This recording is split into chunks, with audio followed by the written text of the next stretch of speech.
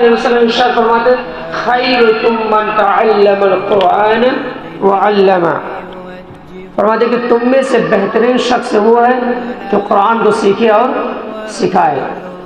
اس مناسبت سے میں حدیث اس لیے پڑھا ہوں کہ الحمدللہ ہمارے مسجد محمدی میں مکتب شروع ہوئی ہے۔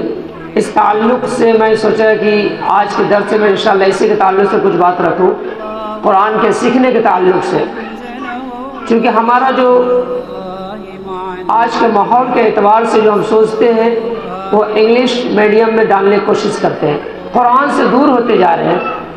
حالانکہ قرآن کی کیا فضیلت ہے، اللہ رب نبی محترم صلی اللہ علیہ وسلم فرماتے ہیں کہ میں یہ نہیں کہتا ہوں کہ الف لام میم ایک حرف ہے، بلکہ الف ایک ہے، لام الگ اور میم الگ ہے، اور ایک ایک حرف پہ 10 نیکیاں ملتی ہے۔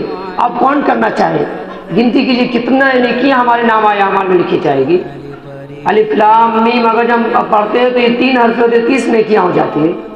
اس اعتبار سے ہم لوگ سوچے اگر جو پڑھنا شروع ہوتے تو کتنا نیکیاں ہو جاتی، اور ہم اپنے بچے کو اس ماحول میں ڈالیں، اس لیے کہ پیارے نبی صلی اللہ علیہ وسلم فرمایا خیر، خیر کا لفظ کیا ہے، کبھی یہ نہیں فرمایا کہ تم میں سے بہترین شخص وہ ہے جو انجینئر ہو، پروفیسر ہو، ڈاکٹر ہو، کسی کو نہیں کہا، بلکہ کہا خیرکم من تعلم القرآن وعلمہ، تم میں سے بہترین شخص وہ جو قرآن کو سیکھے اور سکھاتا ہے۔ تو چاہیے کہ ہم بھی اپنے بچے کو اسی ماحول میں ڈالیں، اور اگر یہ چھوڑ دیتے تو اللہ رب العالمین کو کوئی فرق نہیں پڑنے والا اس بات پہ، یا نبی محترم صلی اللہ علیہ وسلم کا حدیث میں فرق نہیں پڑنے والا ہے، اس لیے کہ اللہ رب العالمین فرماتے اِنَّا نَحْنُ نَزَّلْنَا الذِّكْرَ وَإِنَّا لَهُ لَحَافِظُونَ، ہم نے اس قرآن کو نازل کیا ہے اور ہم ہی اس کا حفاظت کریں گے۔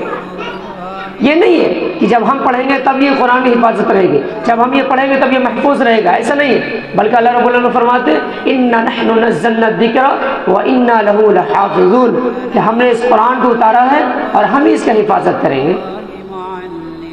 تو کہنے کا مطلب یہ ہے کہ ہم لوگوں کو بھی چاہیے کہ یہ قرآن جو اللہ رب العالمین ہم لوگوں کو یہ تحفہ جو ملا ہے، یہ قرآن ہے، اس میں بہت ساری اپنی زندگی کو کس طرح گزارنا ہے، جب تک وہ اس زمین پر رہ کر جب تک قیامت نہیں آ جائے تب تک کہ پوری زندگی گزارنے کا پورا معمول اس میں دیا ہوا ہے کہ ہم کس طرح اپنی زندگی کو گزاریں۔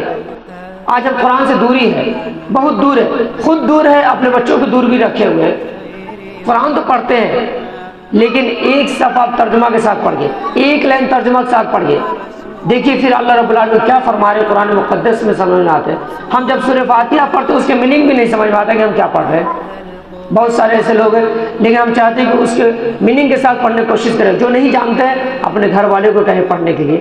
الحمدللہ رب العالمین، ہر قسم کی تعریف اللہ کے لیے، الرحمن الرحیم جو بڑا مہربان نہایت رحم کرنے والا ہے۔ ایک ہی گھر پہ جب پڑھ کے سمجھ کے پڑھیں گے نہیں واللہ اتنی دل میں سکون ملے گا، نماز کے وقت آپ سوچ نہیں سکتے۔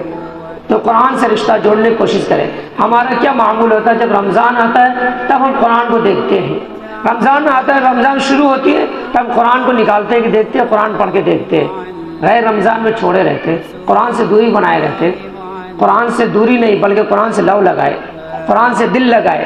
پھر دیکھیے اللہ رب العالمین فرماتے ہیں قرآن مقدس میں کہ الا بذکر اللہ وتطمئن القلوب، اللہ کے ذکر کو جو ذکر میں ہی دل کو مطمئن ملتا ہے، قلب کو جو ملتا ہے مطمئن ملتا ہے، اللہ کے ذکر سے ہی۔ قرآن سے لو لگائیے اور اپنے بچوں کو بھی اس سے جوڑیے اور خود جوڑیے۔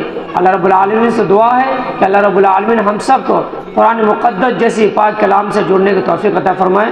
مولا کریم جب تک دنیا میں زندہ رہے اسلام کے حال میں رہ کے موت آئے تو ایمان کرو۔